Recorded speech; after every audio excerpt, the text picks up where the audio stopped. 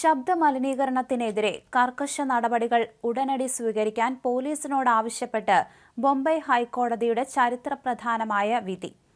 Loud സ്പീക്കറുകളുടെ ഉപയോഗം ഒരു മതത്തിന്റെയും അനിവാര്യ ഭാഗമല്ലെന്ന് ജസ്റ്റിസുമാരായ AS ഗഡ്കരി, SC ചന്ദക് എന്നിവരുടെ ബെഞ്ച് നിരീക്ഷിച്ചു.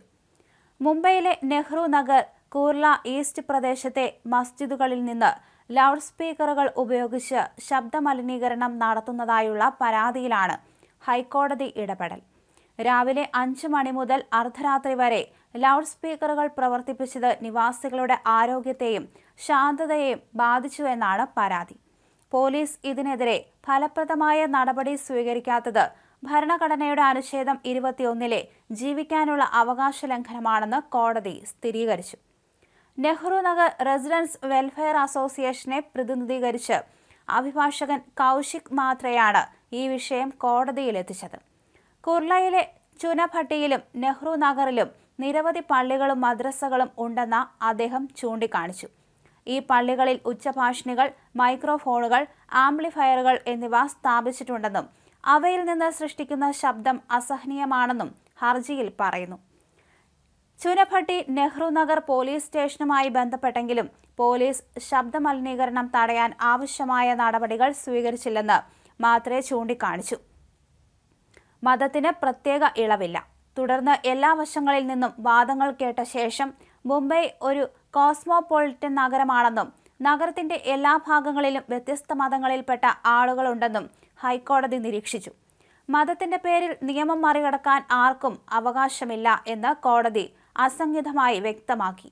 പ്രാർത്ഥനാലയങ്ങളിൽ ലൗഡ് സ്പീക്കറുകൾ ഉപയോഗിക്കുന്നത് ഭരണഘടനയുടെ അനുച്ഛേദം 25 ഭാഗമല്ല എന്ന് കോടതി വ്യക്തമാക്കുകയും ചെയ്തു. ശബ്ദ മലിനീകരണം അനുച്ഛേദം 21 അതായത് ജീവിക്കാനുള്ള അവകാശം ലംഘനമാണ്. പോലീസ് നോട്ട് പൊല്യൂഷൻ അതായത് റെഗുലേഷൻ ആൻഡ് കൺട്രോൾ റൂൾസ് 2000 ലംഘിക്കുന്നവർക്കെതിരെ സ്വമേധയാ കേസ് രജിസ്റ്റർ ചെയ്യണം. ആവശ്യമെങ്കിൽ ലൗഡ് സ്പീക്കറുകൾ പിടിച്ചെടുക്കാനും നൽകിയ അനുമതി റദ്ദാക്കാനും കോടതി ഉത്തരവിട്ടു. ഓട്ടോമാറ്റിക് ഡെസിബൽ നിയന്ത്രണ സംവിധാനം എല്ലാ മതപരമായ സ്ഥാപനങ്ങളിലും നടപ്പിലാക്കാൻ സർക്കാരിനോട് കോടതി ശുപാർശ ചെയ്തു.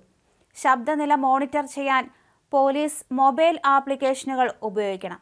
ശബ്ദ മലിനീകരണം റിപ്പോർട്ട് ചെയ്യാൻ പൊതുജനങ്ങൾക്ക് പോലീസ് കമ്മീഷണറിന്റെയോ ഹെൽപ്പ് ലൈനിലെയോ ബന്ധപ്പെടാമെന്ന് കോടതി ചൂണ്ടിക്കാണിച്ചു. പരാതിക്കാരുടെ ഐഡന്റിറ്റി രഹസ്യമായി സൂക്ഷിക്കാൻ പോലീസ് ബാധ്യസ്ഥരാണ്. പൊതുവെ ആളുകൾ കാര്യങ്ങൾ അസഹനീയവും ശല്യവുമാകുന്നതുവരെ പരാതിപ്പെടാറില്ലെന്ന് ബെഞ്ച് നിരീക്ഷിച്ചു. പരാതിക്കാരനെ തിരിച്ചറിയേണ്ട ആവശ്യമില്ലാതെ തന്നെ പോലീസ് അത്തരം പരാതികളിൽ നടപടിയെടുക്കണമെന്ന് ഞങ്ങൾ കരുതുന്നു. പ്രത്യേകിച്ച് പരാതിക്കാർ ലക്ഷ്യമോ ശത്രുതയോ വിദ്വേഷമോ വളർത്തുന്നതോ ആകുന്നത് ഒഴിവാക്കാൻ ഈ നടപടി ഉപകരിക്കുമെന്ന് കോടതി ചൂണ്ടിക്കാണിച്ചു. ശബ്ദമലിനീകരണ നിയമങ്ങളുടെ വ്യവസ്ഥകൾ ആവർത്തിച്ച് ലംഘിക്കുന്നത് ശ്രദ്ധയിൽപ്പെട്ടാൽ ഉച്ചഭാഷിണി ഉപയോഗിക്കുന്നതിന് സ്ഥാപനങ്ങൾക്ക് നൽകിയിട്ടുള്ള അനുമതികൾ പിൻവലിക്കുമെന്ന് ഹൈക്കോടതി ബെഞ്ച് എടുത്തു പറഞ്ഞു. റെസിഡൻഷ്യൽ പ്രദേശങ്ങളിൽ പകൽ 55 ഡെസിബൽ, രാത്രി 45 ഡെസിബലുമാണ് ശബ്ദപരിധി. നിയമലംഘനത്തിനുള്ള ശിക്ഷ 5 വർഷം വരെ ജയിലോ 1 ലക്ഷം രൂപ പിഴയോ ആണ്.